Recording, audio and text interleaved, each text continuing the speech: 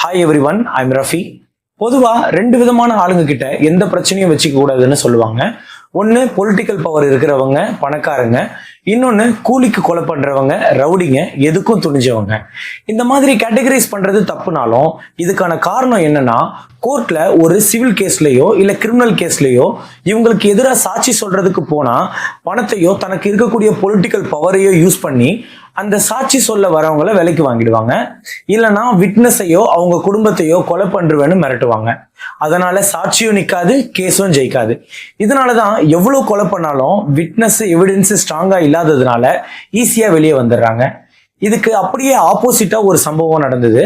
30 April 1999 அன்னைக்கு night டெல்லியில மெஹ்ராலின்ற இடத்துல ஒரு பார்ட்டி நடக்குது. அந்த பார்ட்டியில நிறைய விஐபிங்க எல்லாம் கலந்துக்கிறாங்க. Police, IFS, politician, CM, MP பசங்க, ரொம்ப பிரபலமானவங்கள தான் எல்லாருமே கலந்துக்கிறாங்க. அந்த பார்ட்டியில எப்பயும் போல ஆல்கஹால் சர்வ் பண்றாங்க.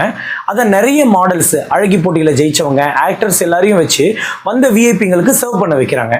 அப்போ எக்ஸாக்டா 12:30 மணில இருந்து 2 மணி கேப்ல ஜெசிகா லால் அப்படின்ற ஒரு மாடல் கிட்ட மனு சர்மா அப்படின்ற ஒருத்தர் ட்ரிங்க்ஸ் கேட்கிறாரு. அவர் ஒரு எம்பியோடைய பையன். அதுக்கு ஜெசிகா லால் இதுக்கு மேல ட்ரிங்க்ஸ் இல்லைன்னு சொல்லிடுறாங்க. இது சம்பந்தமா வாக்குவாதம் ஆயிட்டு இருக்கும் போதே மனு சர்மா அவர்கிட்ட வச்சிருந்த .22 கேலிபர் பிஸ்டலை எடுத்து ஜெசிகாவோட தலையிலேயே சுட்டுறாரு. ஜெசிகாவும் ஸ்பாட்லயே இறந்துடுறாங்க. இந்த சம்பவம் நடக்கும்போது ஆல்மோஸ்ட் 300 பேர் அந்த இடத்துல இருக்காங்க. ஆனா போலீஸ் வந்து விசாரிக்கும் போது எல்லாருமே, நாங்க அதை நேர்ல பார்க்கல, நாங்க முன்னாடியே கிளம்பிட்டோம், நான் மாடியில இருந்தேன், நான் பாத்ரூம்ல இருந்தேன்னு சொல்லி சாட்சி சொல்ல முன் வரல. இருந்தாலும் ஒரு 32 பேரை போலீஸ் விசாரிச்சு அவங்கள இந்த கேஸ்ல விட்னஸா சேர்க்கிறாங்க.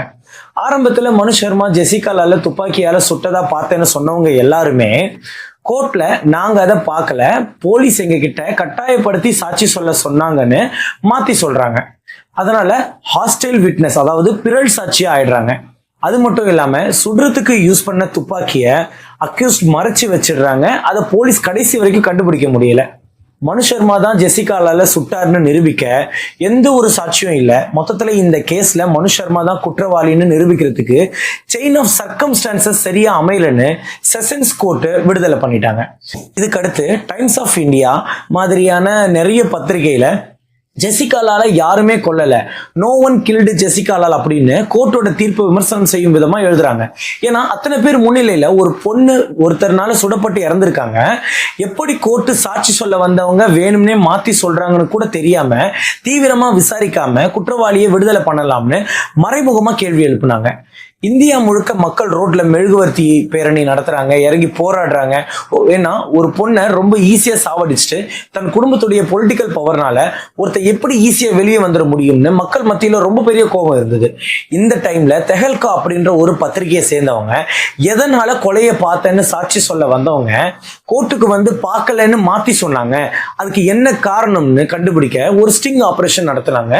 ஸ்டிங் ஆபரேஷன் அப்படின்னா ஒரு ஊழலையும் ஏதோ ஒரு இல்லீகல் ஆக்டிவிட்டியையும் செய்யறதை தடுக்கிறதுக்காகவோ இல்ல கண்டுபிடிக்கிறதுக்காகவோ ஒரு கேமரா இல்லைன்னா ஏதோ ஒரு எலக்ட்ரானிக் டிவைஸை யூஸ் பண்ணி அவங்களுக்கே தெரியாம அவங்க பேசுறதையோ ஏதோ ஒரு இல்லீகல் ஆக்டிவிட்டி செய்யறதையோ ரெக்கார்ட் பண்ணி ஆதாரத்தை உருவாக்குறது. இந்த தெஹல்கா அப்படின்ற பத்திரிகையை சேர்ந்தவங்க இன்வெஸ்டிகேஷன் ஜேர்னலிசம் பண்றவங்க.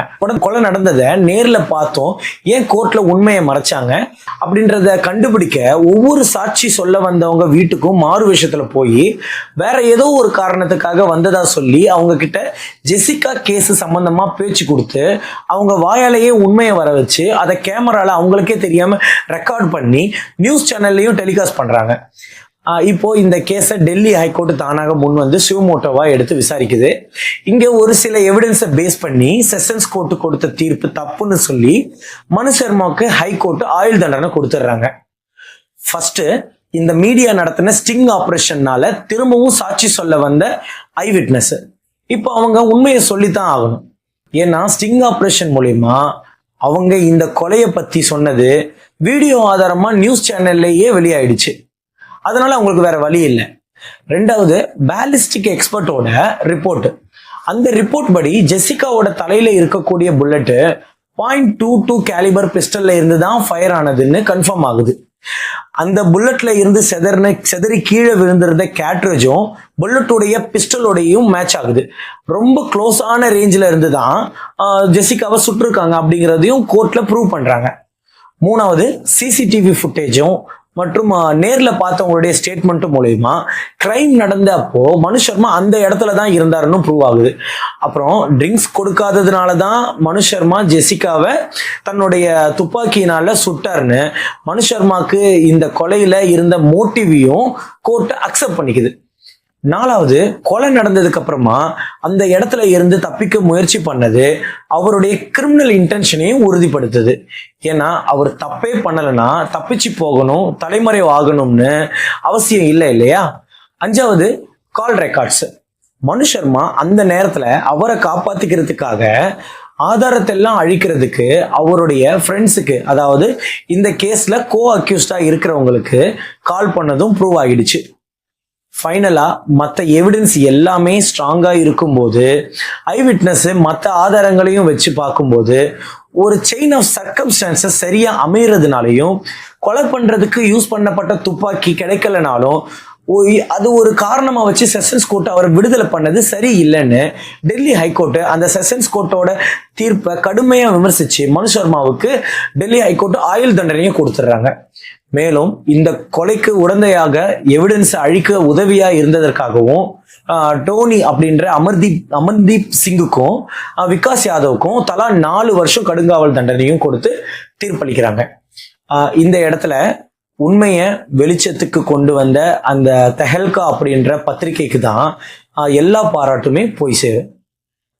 ஆள்பலம், பணபலம், அரசியல் பலம் இருந்தா என்ன தப்பு வேணும்னாலும் பண்ணலாம்னு இருக்கிறவங்களுக்கு கோர்ட்டோட இந்த தீர்ப்பு ஒரு நல்ல பாடத்தை கற்றுக் கொடுக்கும். நன்றி.